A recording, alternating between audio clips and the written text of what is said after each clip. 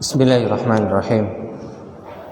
Assalamualaikum warahmatullahi wabarakatuh. Innal hamdalillah nahmaduhu wa nasta'inuhu wa nastaghfiruh wa na'udzu billahi min shururi anfusina wa min sayyiati a'malina. Man yahdihillahu fala mudilla lahu wa man yudlil fala hadiya lahu. وأشهد أن لا إله إلا الله وحده لا شريك له وأشهد أن محمدا عبده ورسوله. قال الله عز وجل: يا أيها الذين آمنوا اتقوا الله حق تقاته ولا تموتن إلا وأنتم مسلمون.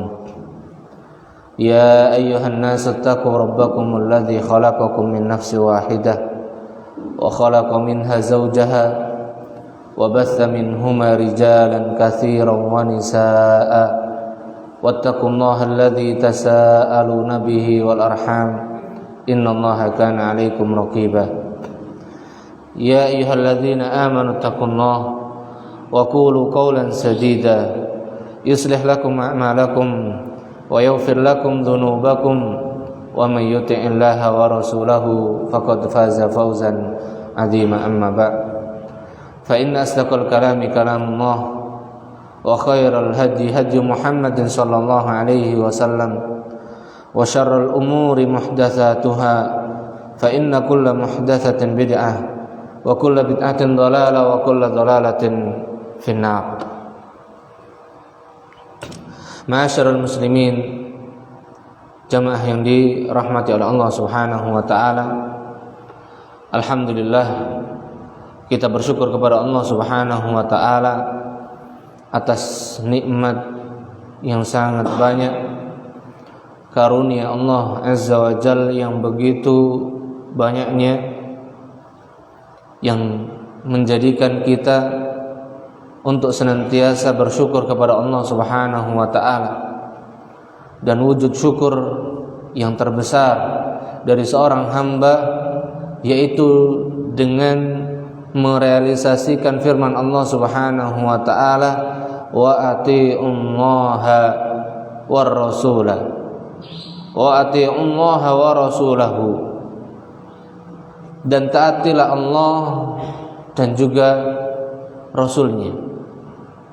Dan makna dari ayat yang mulia ini, wa atiullaha wa rasulahu, menunjukkan bahwasanya mentaati Allah Subhanahu wa taala hanya bisa dengan mentaati Rasulullah sallallahu alaihi wasallam.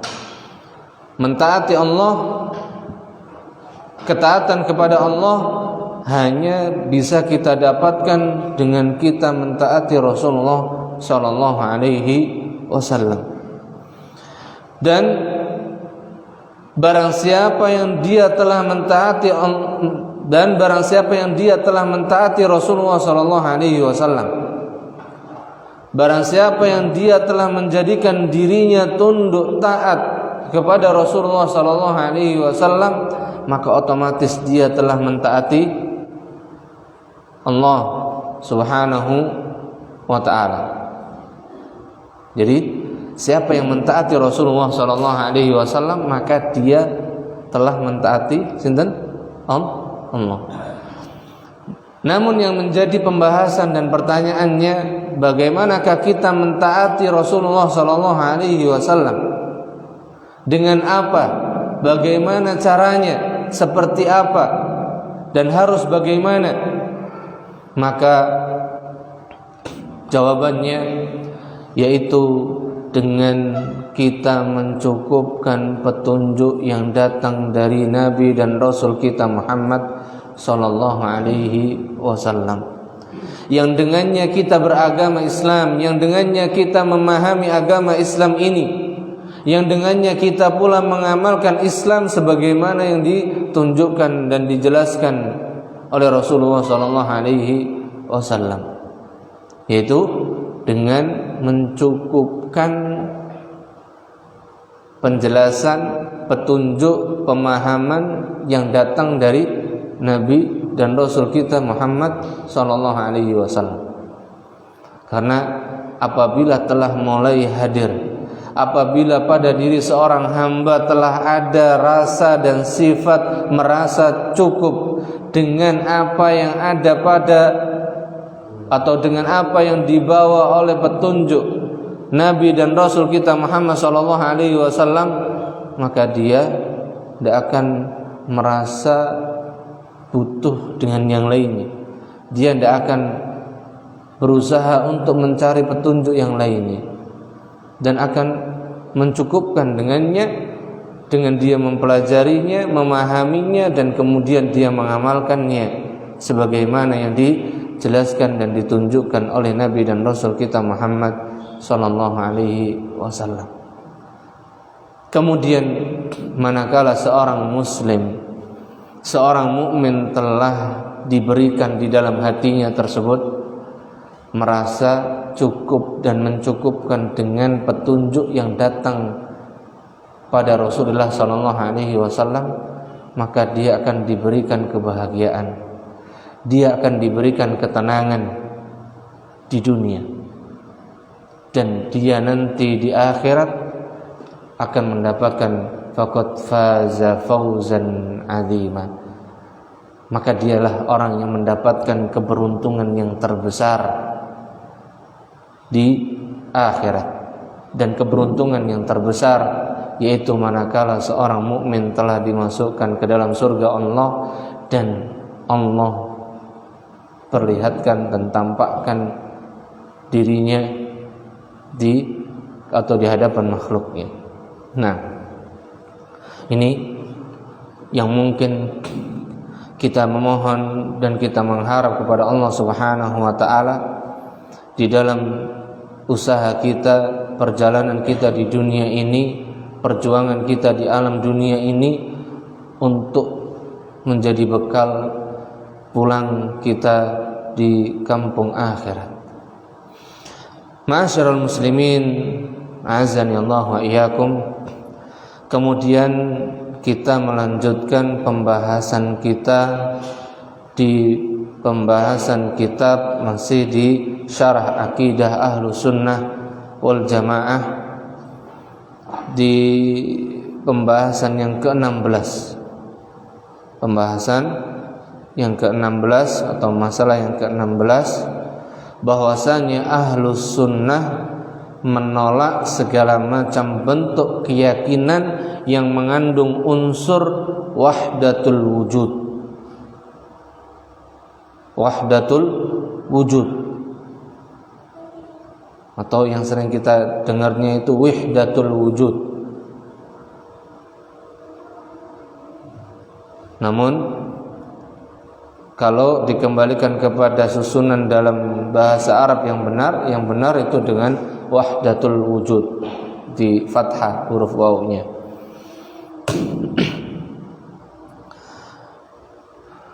Apa itu yang dimaksud dengan keyakinan wahdatul wujud ini? Apa keyakinan wahdatul wujud itu? Nah, sebelum kita lebih masuk ke kitab atau pembahasannya, kita jelaskan yang telah dijelaskan oleh para ulama kita, apa itu yang dimaksud dengan wahdatul wujud. Maka wahdatul wujud ini merupakan keyakinan yang diyakini oleh kelompok-kelompok sufi. Bahkan tarekat-tarekat sufiyah yang paling ekstrim pun mereka memiliki keyakinan ini dan meyakini tentang akidah wahdatul wujud. Dan seringnya keyakinan wahdatul wujud ini yunsabu ila Ibnu Arabi, yunsabu libni Arabi, dinisbahkan kepada seseorang yang bernama Ibnu Arabi. Ini dia tokoh sufi tulen, dan keyakinannya yang paling menyimpang adalah meyakini tentang wahdatul wujud atau wahdatul wujud ini, yaitu qa'imatun ala anna Allah wal wujuda syai'un wahidun ghairu munqasamin, yang mereka meyakini bahwasanya Allah dan semua yang ada di alam semesta ini adalah satu kesatuan.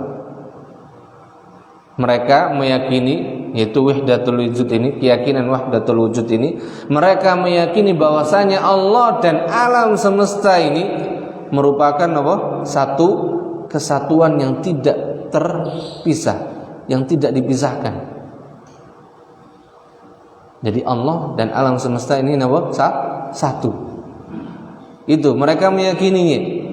Wa anna wujuda hadzal alam huwa ainu wujudillah.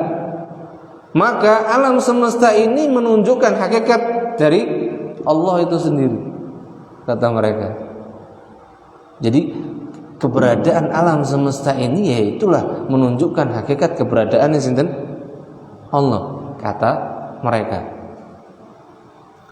Wa huwa haqiqatu wujudu hadzal alam falaisa indahum rabbun, sehingga orang-orang yang meyakini akidah wahdatul wujud ini, mereka meyakini bahwasanya alam semesta ini tidak memiliki Rabb, tidak memiliki Tuhan, tidak memiliki sang pencipta.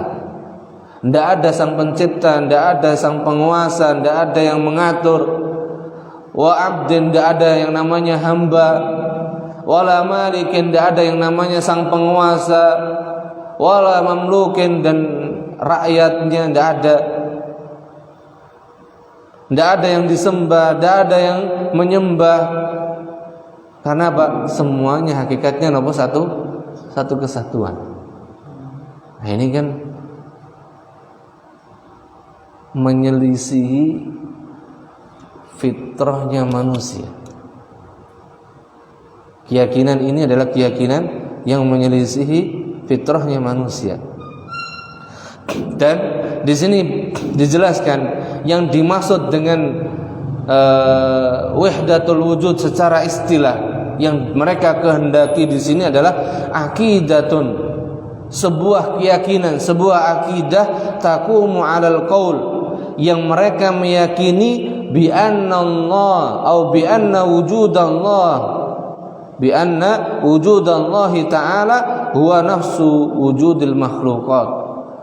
Meyakini bahwasanya Allah itu ada sebagaimana adanya seluruh makhluk ini. Huwa nafsu wujud al makhluqat. Jadi Allah itu ada, ya, dengan ditunjukkannya apa?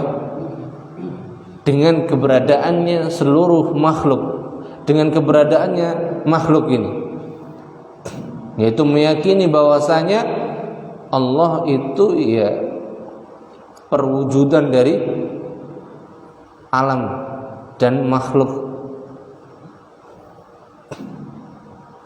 Maka dijelaskan di sini keyakinan ini adalah merupakan keyakinan yang mengandung penyatuan, atau di sini disebutkan al-hulul, penjelmaan, bahwasanya Allah itu menjelma dalam makhluknya atau menyatu dalam makhluknya.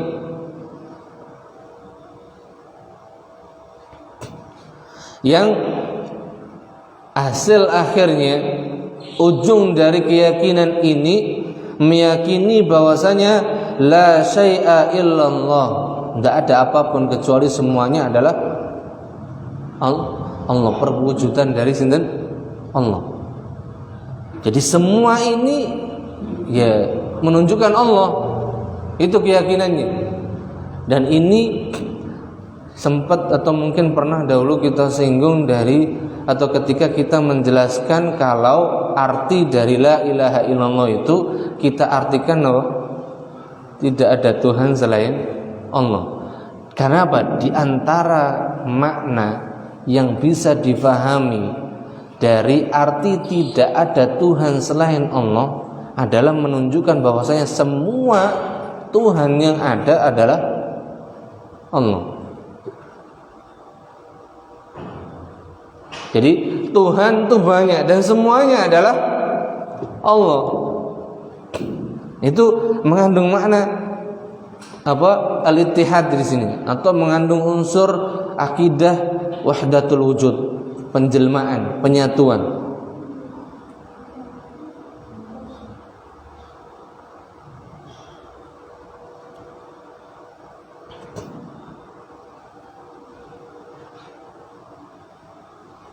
Sehingga apa? Mereka, keyakinan terbesar mereka meyakini bahwasanya di dalam alam semesta ini tidak ada yang namanya sang pencipta. Karena apa? Semua hakikat dari wujud yang ada ini adalah sinten? Allah. Itu inti dari akidah wahdatul wujud atau wahdatul wujud ini. Maka di sini dijelaskan meyakini bahwa semua yang ada ini hanya satu, yaitu sinten? Allah. Maka ini keyakinan yang sangat batil. Dan keyakinan ini dan i'tiqad ini bahwa Allah menjelma di dalam makhluknya. Jadi keyakinan wahdatul wujud ini adalah keyakinan yang meyakini bahwa Allah itu menjelma pada makhluknya, menyatu dengan makhluknya. Maka semua keyakinan ini adalah keyakinan yang kufur. Dan siapa yang meyakininya, maka pelakunya apa? Bisa menjadikannya keluar dari keislaman dan mengeluarkan seseorang dari keislamannya. Barang siapa yang meyakininya, dan telah ditegakkan hujjah padanya dan tetap meyakininya, maka bisa menjadikan pelakunya keluar dari keislamannya atau bisa membatalkan keislaman. Maka sebagaimana yang jadi tema kita, bahwasanya Ahlus Sunnah mengingkari keyakinan wahdatul wujud, bahwasanya Allah itu menyatu dengan makhluknya. Dan keyakinan hululiyah, al-hulul, al-ittihad. Di sini dijelaskan hululiyah adalah salah satu keyakinan tasawuf, yaitu tarekat-tarekat sufi yang meyakini bahwa Allah itu menitis pada makhluknya. Jadi hulul itu artinya apa? Titisan. Allah nitis dengan makhluknya. Nah, sedangkan Allah Subhanahu wa taala telah tegaskan di dalam surat Al-Ikhlas, lam yalid. Allah tidak pernah beranak. Allah tidak akan pernah disifatkan dengan yang namanya apa? Beranak. Berarti beranak ini maknanya apa? Nitis. Tidak ada istilahnya Allah nitis. Atau apa? Reinkarnasi. Ya, masuk istilah, ada yang mengatakan reinkarnasi. Tidak ada. Maka Allah bereinkarnasi dengan makhluknya, tidak ada istilah itu. Atau makhluk bereinkarnasi menjadi makhluk yang lain, ini pun tidak ada. Apalagi apa? Allah. Yang makhluk saja bereinkarnasi tidak mungkin, apalagi Allah. Jadi keyakinan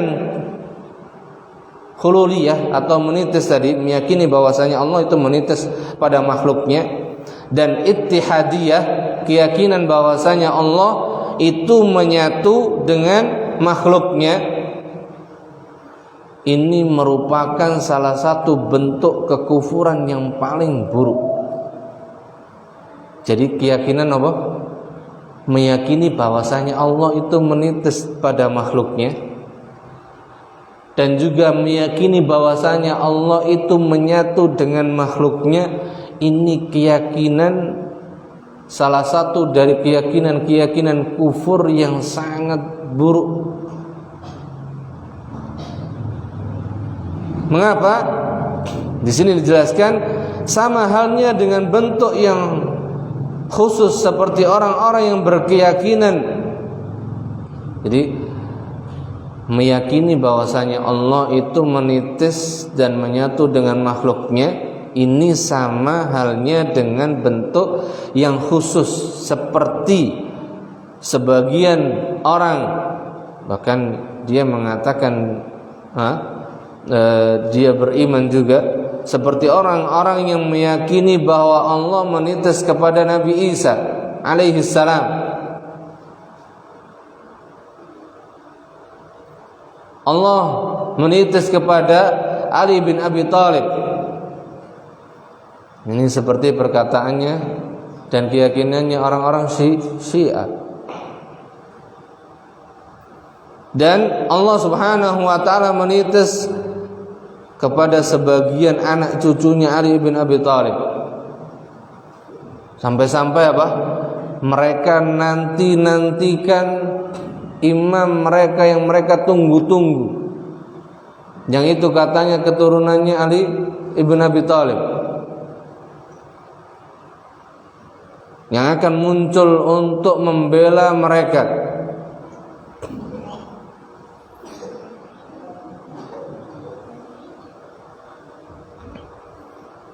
Yang dimana mereka meyakini bahwasanya imam mereka ini apa?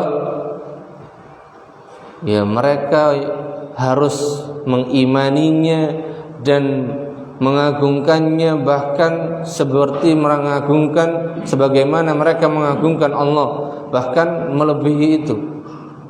Itu yang ada pada sebagian kelompok Syiah yang ekstrim ini.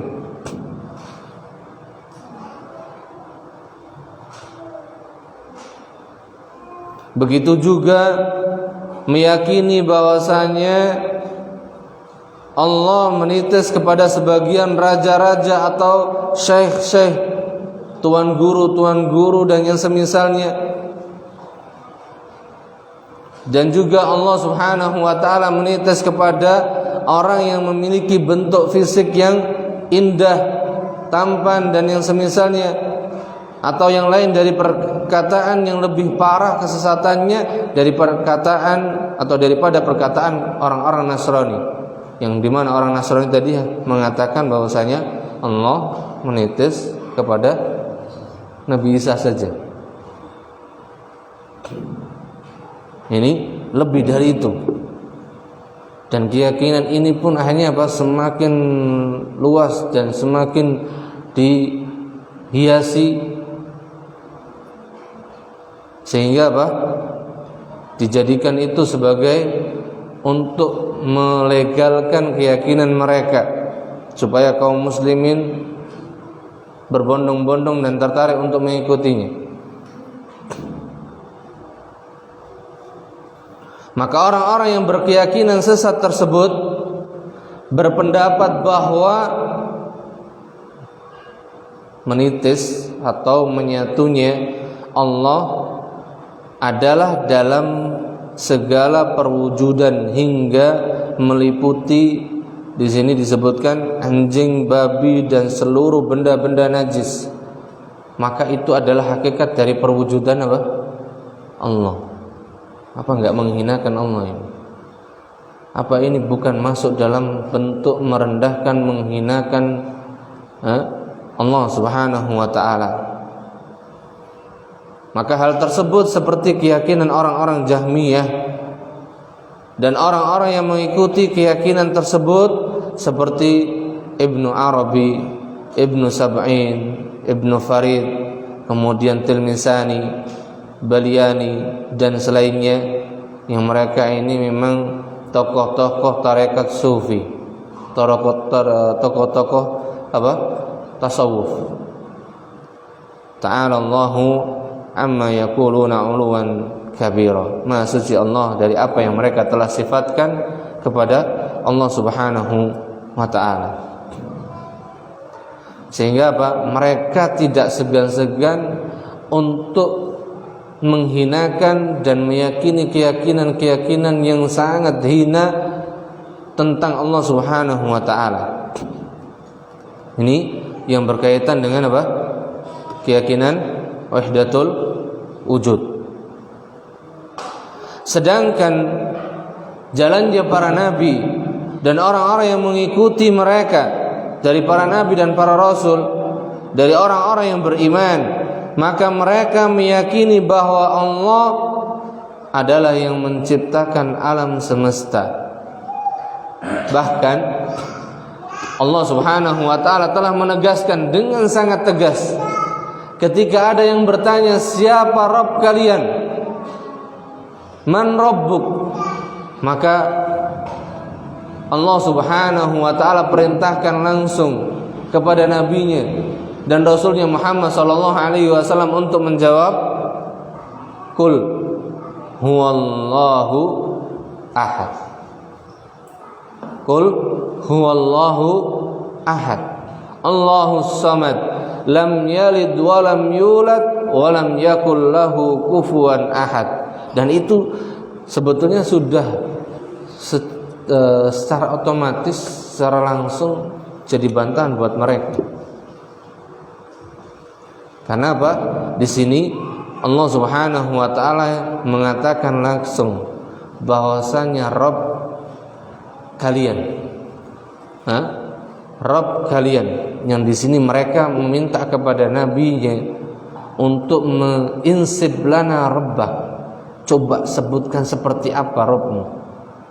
Sif lana rabbak, sifatkan, tunjukkan sifat Rabbmu itu seperti apa sih gitu.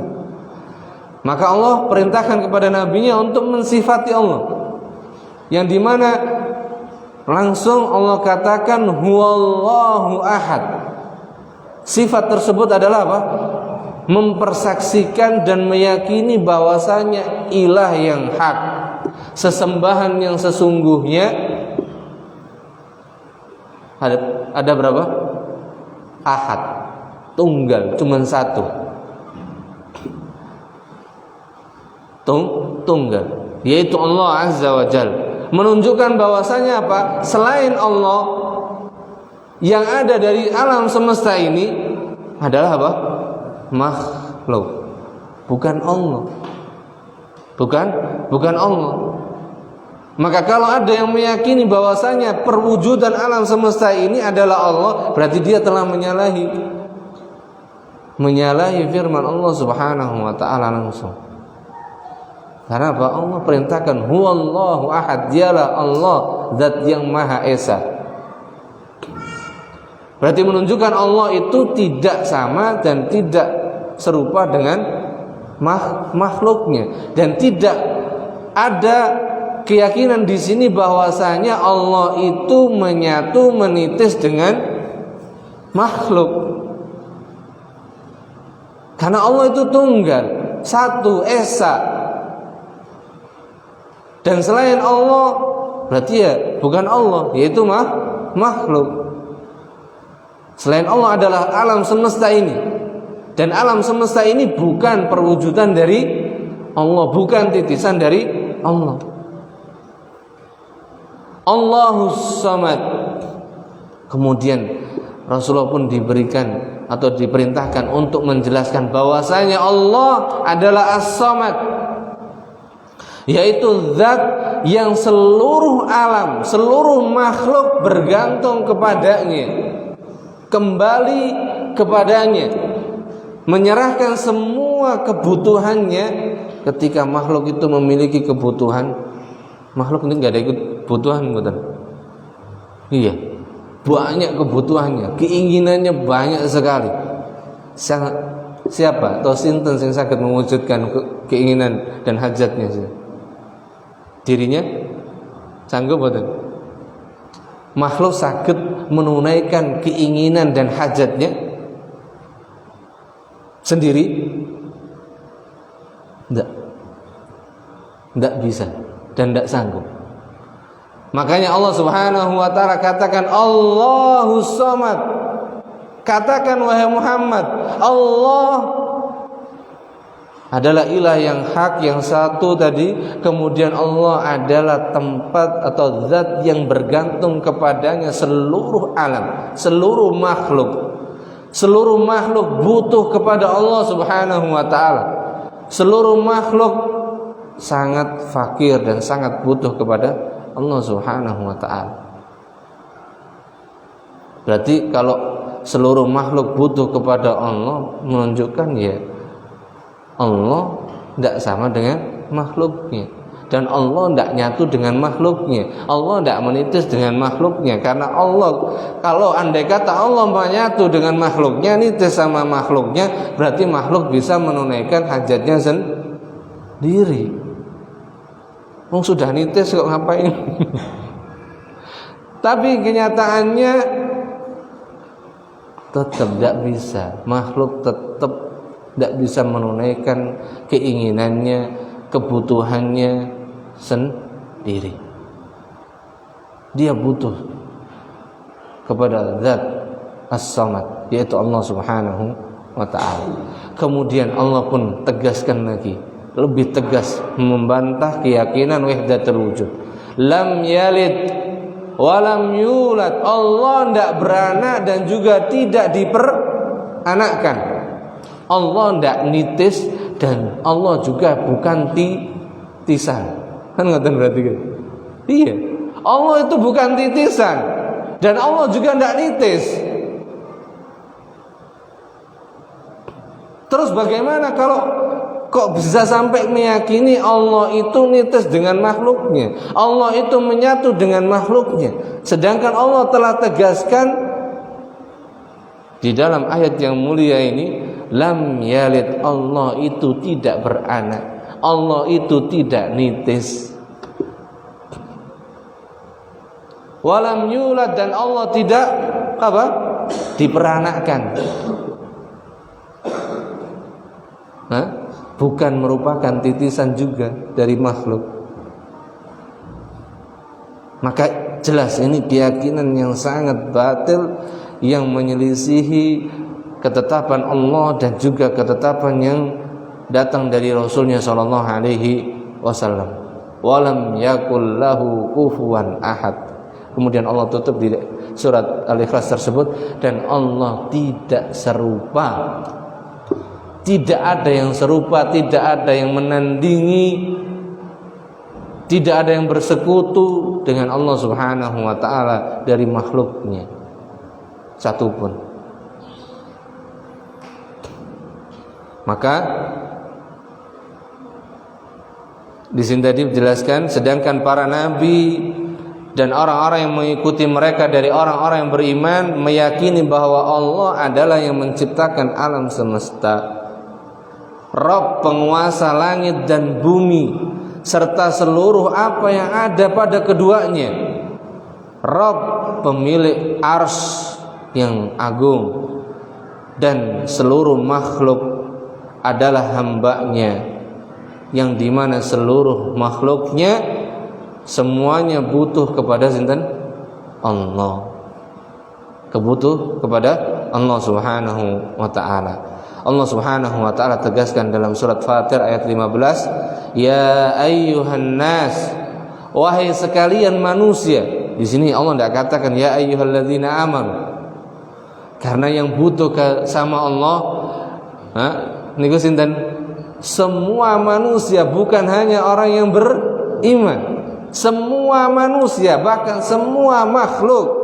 Antumul fuqara'u ilallah, kalian itu sangat fakir, sangat butuh. Kalian sinten? Kalian Allah Azza wa Jalla.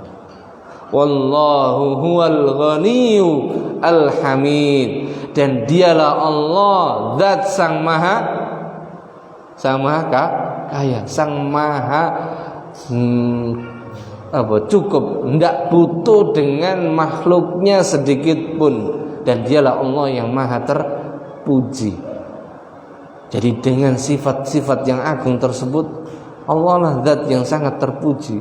Adapun kalau Allah dikatakan menyatu dengan makhluknya, alangkah hinanya Allah. Kalau Allah dikatakan nitis dengan makhluknya, alangkah rendahnya Allah Subhanahu wa ta'ala. Karena makhluk itu identik dengan kekurangan, ketidaksempurnaan, kerendahan dan kehinaan. Dan juga Allah Subhanahu wa ta'ala katakan Allahus Samad, Allah adalah ilah, zat yang bergantung kepadanya seluruh makhluk. Seluruh urusan dipulangkan kepada Allah.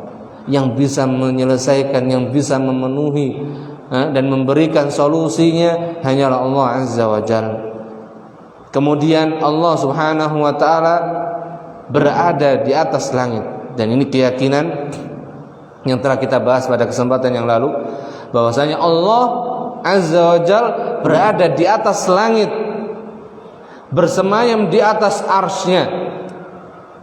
Dan walaupun di sini dikatakan bersemayam di atas arsy-Nya, namun Allah berpisah dari makhluknya, berarti Allah berpisah dari arsy-Nya. Allah tidak menyatu dengan arsy. Allah tidak butuh dengan arsy. Walaupun Allah dikatakan bersemayam di atas arsy, tapi Allah tetap tidak butuh dengan arsy-Nya.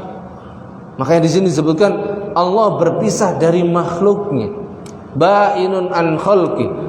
Allah berpisah dengan makhluknya, yang menunjukkan bahwasanya Allah maha kaya, tidak butuh dengan makhluknya satupun, bahkan kepada arsy.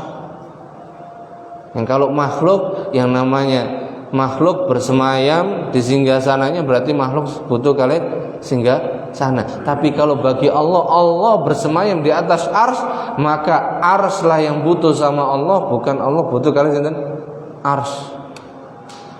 Makanya di sini tadi menjelaskan Allah berpisah dari makhluknya, itu maknanya. Berarti apa? Allah tidak butuh kali arsy. Allah tidak butuh dengan arsy. Bahkan menunjukkan di sini Allah tidak butuh dengan semua makhluknya. Jadi makhluk yang paling besar, yang paling dekat dengan Allah saja Allah tidak butuh, apalagi sama kita. Sama kita, makhluk yang di tengah-tengah kebesaran alam semestanya, kemudian gitu kecil-kecil lagi. Apa yang bisa diharapkan?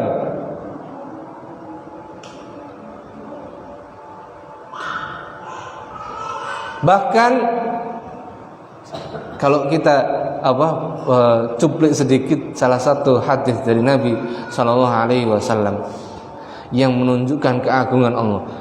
Kalaulah seluruh penghuni bumi ini, yaitu manusia, semua meminta, berdoa, memohon, bermunajat, meminta kebutuhannya, kemudian Allah tunaikan masing-masing kebutuhan hambanya tersebut, kata Allah, mana koso min mulki syai'an, tidak mengurangi sedikit pun kerajaanku, kata Allah. Menunjukkan bahwasanya Allah betul-betul tidak butuh dengan sinten makhluknya. Meskipun demikian, Allah tetap bersama para makhluknya, sebagaimana kemarin barusan kita bahas, di mana Allah senantiasa meliputi makhluknya, membersamai makhluknya semuanya. Kalau semuanya berarti dengan ilmunya Allah Subhanahu wa taala, di mana tidak ada satupun makhluk yang terluput dari ilmunya Allah Subhanahu wa taala. Adapun dengan hamba-hambanya yang beriman, maka Allah Subhanahu wa taala senantiasa menyertai mereka dengan apa? Dengan hidayah, dengan taufik, bimbingan Allah, pertolongannya. Dan itulah yang kita butuhkan. Maka itulah usaha kita supaya kita tetap di atas keimanan dan ketaatan, supaya Allah Subhanahu wa taala memberikan kelanggengan hidayah, pertolongan, rahmatnya untuk kita, sampai nanti berlanjut di mana? Di akhirat. Allahumma amin. Sebagaimana firman Allah Subhanahu wa taala yang telah kita bahas kemarin di dalam surat Al-Hadid ayat yang keempat.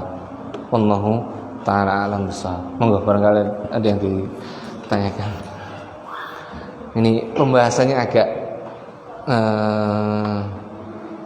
karena memang menyangkut kemarin, ini lanjutannya dan pembahasan wahdatul wujud ini ya jarang-jarang disinggung, jarang-jarang dibahas. Jadi pembahasannya agak tinggi baratnya. Makanya di sini pun dibahasnya cuma sekilas. Karena apa? Ini keyakinan yang batil, tidak perlu diperpanjang nanti. Dijelaskan apa maksudnya, kemudian bagaimana keyakinannya Ahlus Sunnah, gitu teman. Nah, jadi kalau ada siapapun dari kita, dari manusia yang mengklaim, mengaku, sampai dia mengaku titisan Tuhan, Masya Allah, luar biasa. Tapi pengakuannya tersebut tidak bisa kita benarkan, karena ini menyelisihi fitrah dan juga menyelisihi syara' nas Al-Quran dan juga As-Sunnah. Maka untuk yang demikian ini ya sudah, nggak usah ditanggepin, nggak usah ditanggepin.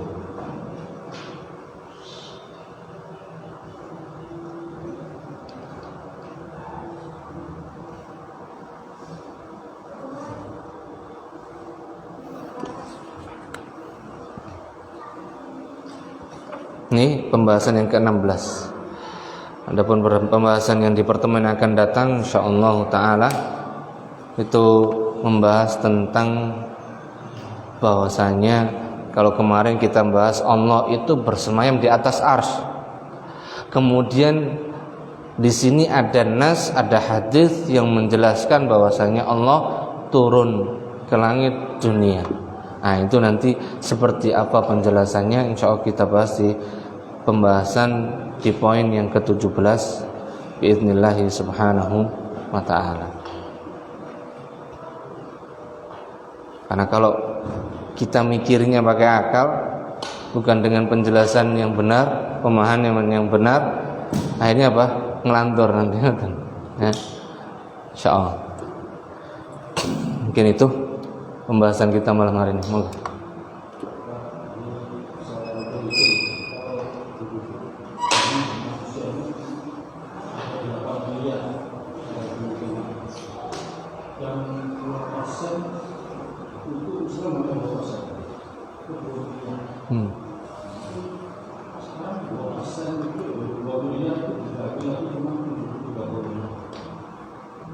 Jadi 72-nya sesat, satu yang lurus.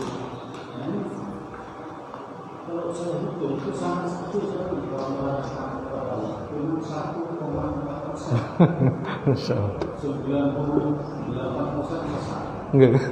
Nah sekarang saya bertanya, kenapa Allah memberikan seperti ini? Banyak yang sesat. Yang lurus itu 1,4%.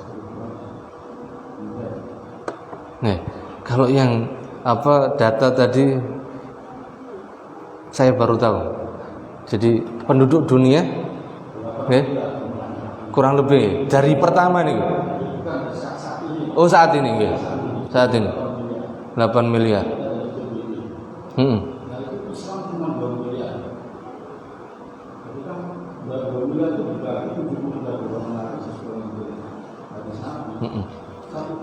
Berarti untuk zaman kita ini ya, untuk yang sekarang ini kurang lebih 8 miliar. Nggih. Berarti bukan 98 lagi. Kalau tadi yang Islam itu cuman berapa? Pinten? 2 miliar kan berapa? 2%. 25%. 25 ya. 25%. Berarti kan yang 75 ini sudah nggak masuk. Dari 25% ini nanti sudah 25%, nanti 73. Satunya dari 25% lebih kecil lagi berarti.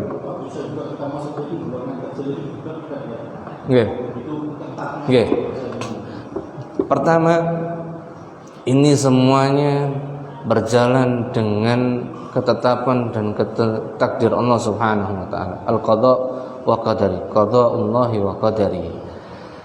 Berjalan dengan takdir Allah Subhanahu wa taala dan ketetapannya. Kemudian kenapa bisa demikian? Maka hal ini kita tidak bisa tanyakan kepada Allah Subhanahu wa taala. Maksudnya apa? Kita tidak boleh mempertanyakan atas apa yang nopo sudah Allah perbuat. Karena Allah telah mengatakan la yus'alu amma yaf'al. Allah itu tidak ditanyakan atau tidak boleh ditanya tentang apa yang Allah perbuat. Kenapa Allah buat demikian? Wahai Allah, kenapa kamu buat demikian? Enggak boleh. Wahum yus'alun, akan tapi yang akan dimintai pertanyaan, dimintai pertanggungjawaban adalah hamba, makhluk. Nah, di sini untuk menyempurnakan hikmahnya Allah, supaya kenapa tadi kita nggak boleh tanya? Berarti Allah sudah berikan semua bukti-bukti perangkatnya semuanya supaya tidak ada lagi alasan, gitu. Maka di sini Allah Subhanahu wa taala telah tegakkan bukti-bukti tersebut kepada manusia.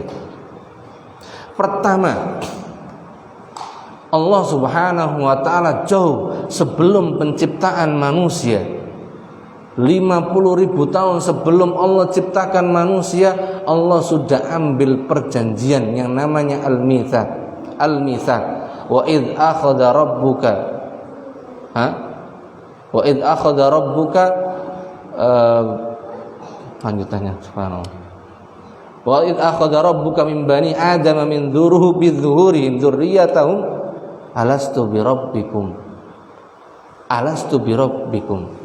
Jadi 50.000 tahun sebelum penciptaan seluruh anak Adam, ketika masih berupa ruh, Allah memintai perjanjian. Siapa aku? Maka semua mengatakan qalu bala ya, qalu bala syahidna.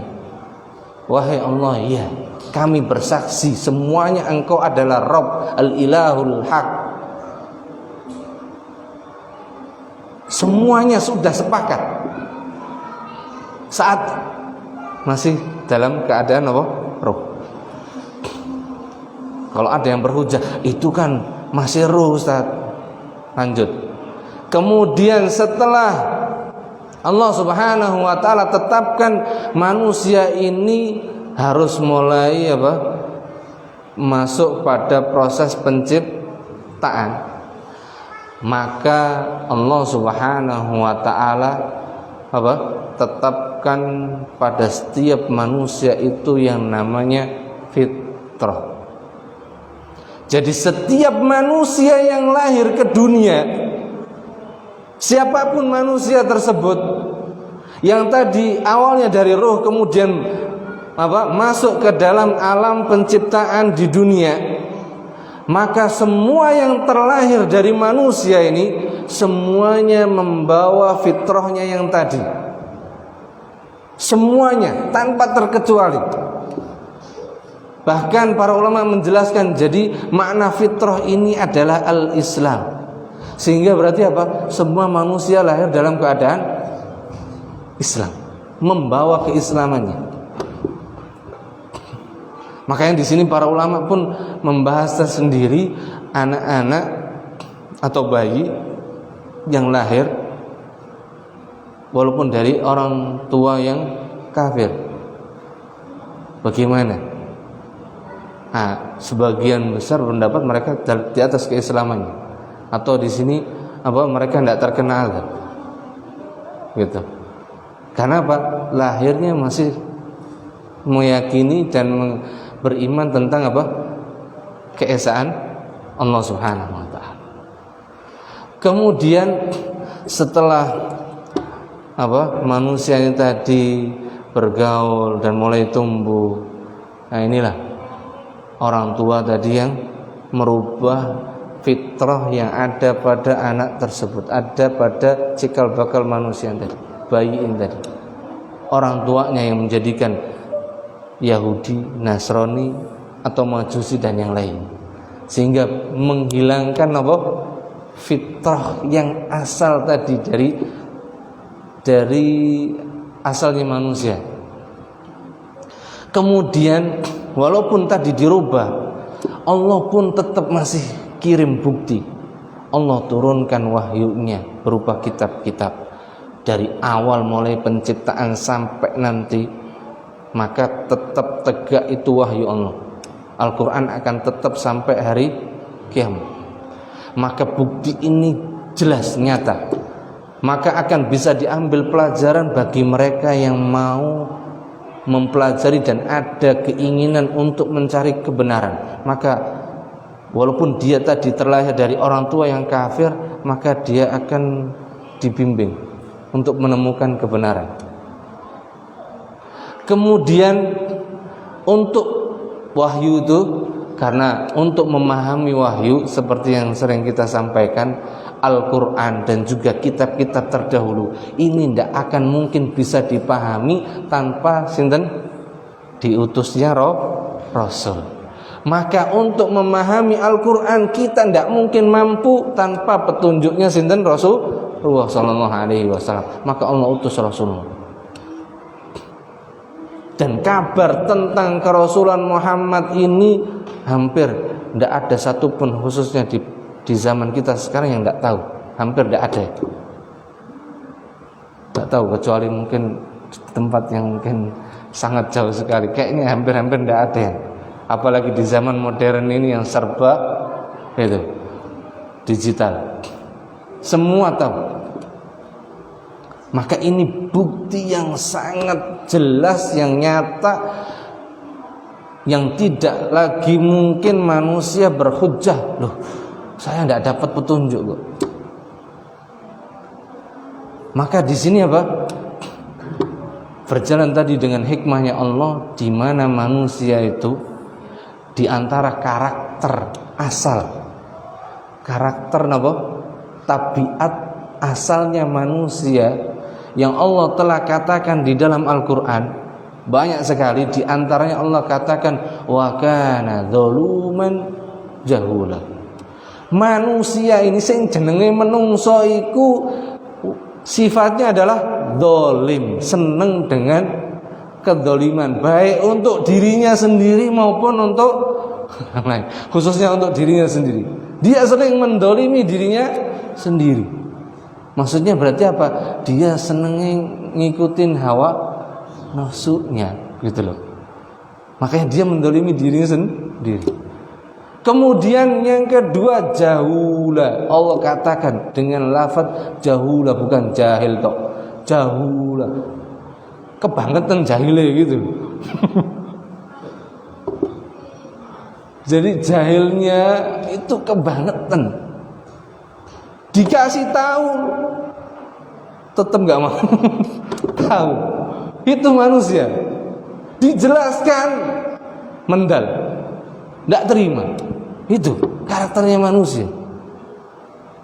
Maka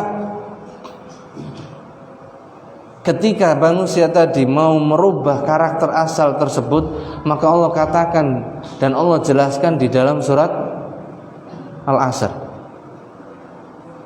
innal insana lafi khusr. Semua manusia tanpa terkecuali Allah katakan lafi khusr, sungguh dalam keadaan apa? Rugi. Maka supaya bisa keluar dari sifat asal yang sangat jelek tadi, sifat buruknya manusia tadi, maka dia harus apa? Mulai mau napa? Illalladzina amanu, pertama mau beriman, mau gelem sinau, gelem belajar.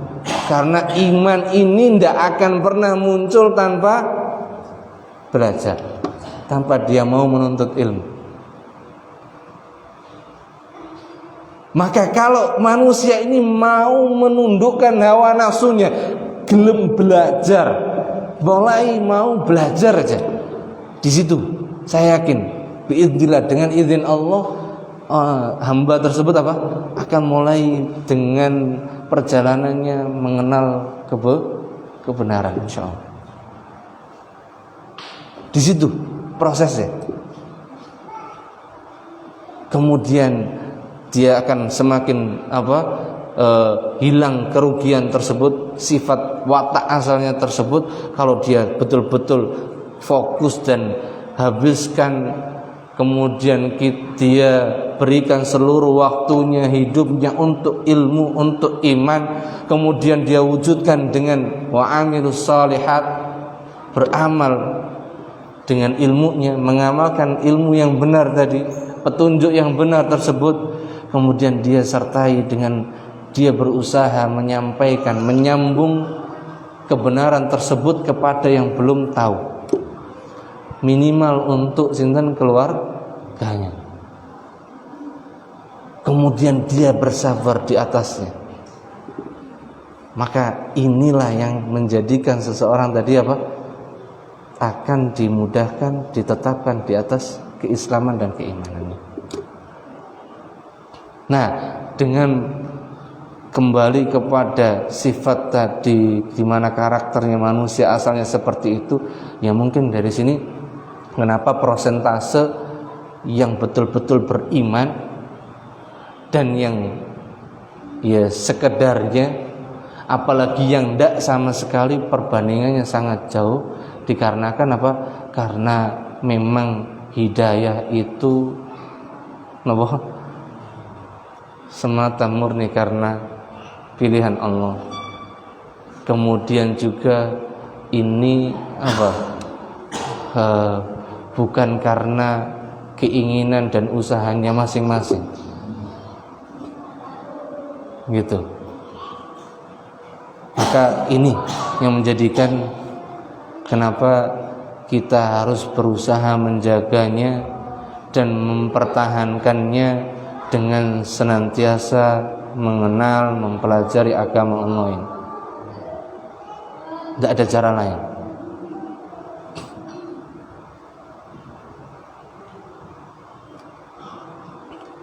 Kemudian tadi kita jangan pernah merasa dengan hidayah tersebut dan dimudahkannya kita bisa taat ini karena ada sedikit saja dari usaha kita. Jangan pernah merasa. Karena apa? Kalau sudah mulai ada merasa, nanti muncul itu al-kibr, ada rasa sombong. Kalau sudah mulai ada itu, Nah, ini yang akan menghilangkan dan menjadikan kita semakin jauh lagi. Sudah. Ini semata murni karena karunia Allah Subhanahu wa taala. Maka itu yang istilahnya di sini kita di antara itu semuanya harus berusaha tetap konsisten. Jadi jangan sampai keluar dan juga jangan harus tengah-tengah gitu. Maka dan jalan tengah-tengah ini tadi yang saya sebutkan dan yang saya sampaikan hanya bisa kita dapatkan dengan mencukupkan kepada petunjuk yang datang dari sinten Rasulullah. Ini prinsip yang mungkin harus kita jaga. Hanya itu jalan satu-satunya supaya kita tetap di tengah ini tadi. Kalau kita mulai nambah, udah ikut keluar. Ngurangi sama juga. Maka mencukupkan dengan petunjuknya Rasulullah ini yang mungkin prinsip yang mulai hilang dari tubuh kaum muslimin. Sehingga kita saksikan ketika seseorang beragama Islam ya hanya sebatas beragama Islam. Tapi tidak betul-betul menetapi Islam sebagaimana Islamnya Rasulullah SAW dan juga para sahabatnya. Itu Allah Ta'ala a'lam bishawab. Benar.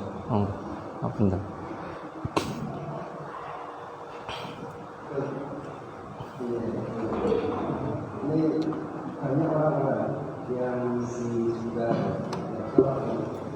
itu mengatakan bahwa orang Islam itu memahami hadis dari Rasulullah itu secara parsial, sehingga tidak ada perkembangan padahal maksudnya bukan seperti itu.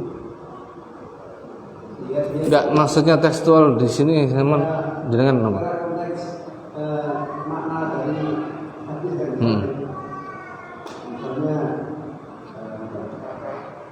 ayat Rasulullah itu masuk perasaan tekstual, tapi bukan itu maksudnya. Kenapa? Ayat Rasulullah itu masuk perasaan, misalnya itu. Saya ulangin apa? Ayat Rasulullah masuk akal. Orang tua Rasulullah itu masuk akal. Kan tidak bisa ya. Dan pandangan orang-orang yang di luar sana mengajak cuma memahami hadis secara tekstual saja. Maknanya itu makna biasa, tapi bukan seperti itu maksudnya.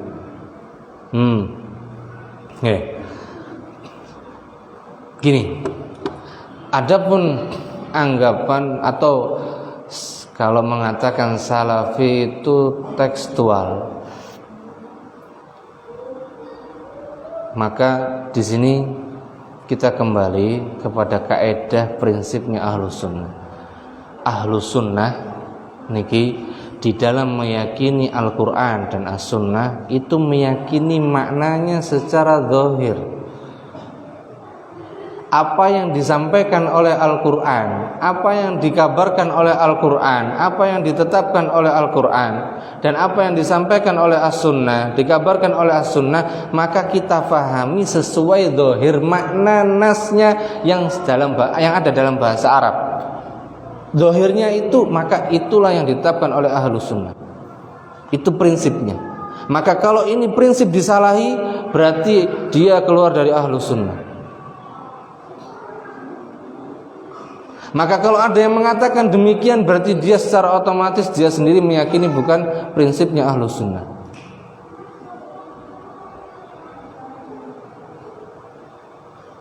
Nego. Jadi di dalam memahami nas, baik niku saking Al-Quran maupun dari As-Sunnah, maka prinsip utamanya yaitu memahaminya sebagaimana zahir nasnya, makna zahir, arti zahir dari nas tersebut, sampai datang penjelasan dari sinten Rasulullah, sama berarti kan dari sunnah juga. Misal kalau ayat berarti apa? Ada ayat lain atau hadis yang menjelaskan ini maksudnya, dan itu pun petunjuknya dari para ulama kita. Kalau selain mereka yang mengatakan, maka tidak bisa kita terima. Sehebat apapun, secerdas apapun, setinggi apapun titelnya, maka prinsip ini tidak bisa dibatalkan.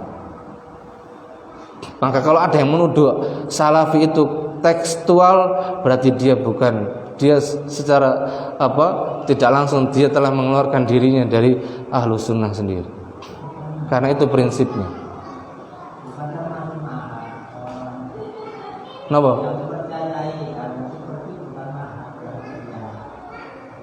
Bukan apa? Enggak, bukan mengikuti manhaj Ahlus Sunnah wal Jamaah. Enggak. Makanya saya tadi bilang, berarti kalau ada yang dia berani mengatakan salafi itu tekstual, yang menjadikan prinsip supaya kita memahami nas tadi itu dipahami sesuai dengan makna zahirnya atau tekstual, sinten? Ini ketetapan dari Allah dan Rasulnya.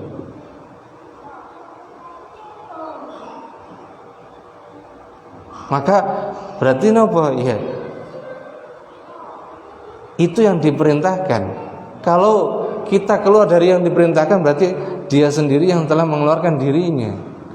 Berarti kalau nuduh, berarti yang tertuduh dia, bukan kita yang tertuduh.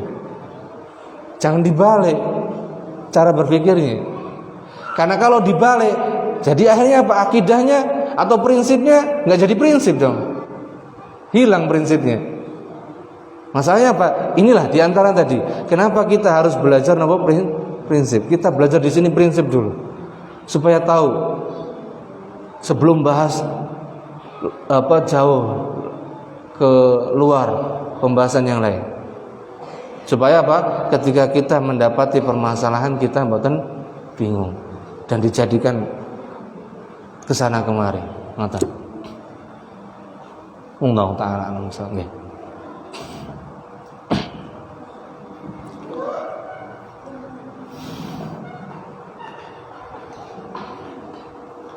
Mungkin itu yang bisa kita sampaikan pada kesempatan malam hari ini, dan mudah-mudahan Allah Subhanahu wa taala senantiasa memberikan keistiqomahan untuk kita semuanya.